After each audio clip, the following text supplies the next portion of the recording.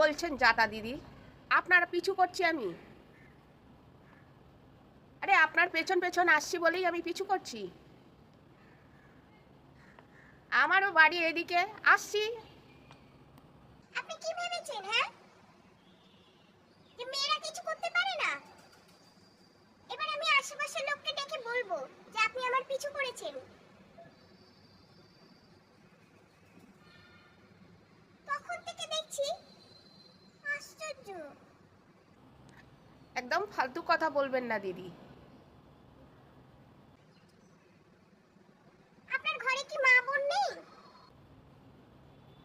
হ্যাঁ, মা বোন আছে, কিন্তু বউ তো নেই।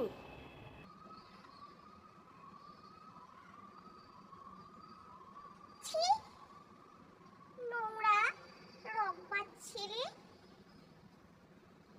দাঁড়ান, আমি এক্ষুনি থানায় যাব। আপনার নামে আমি রিপোর্ট করব থানায় গিয়ে।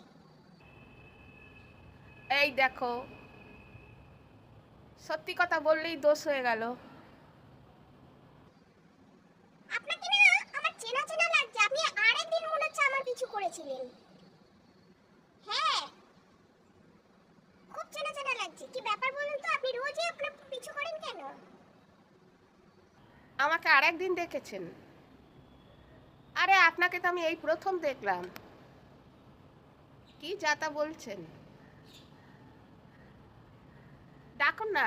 লোকজন ডাকলে কি হবে? লোকজন ডাকলেই হয়ে গেল? তারা বিশ্বাস করে নেবে?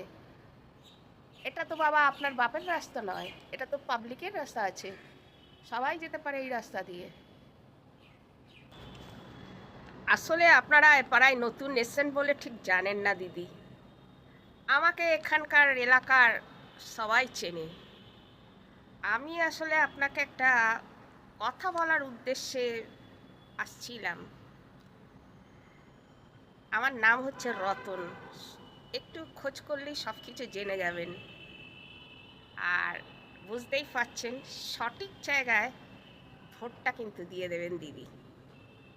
এটাই আপনাকে বলার ছিল। কিছু মনে করবেন না।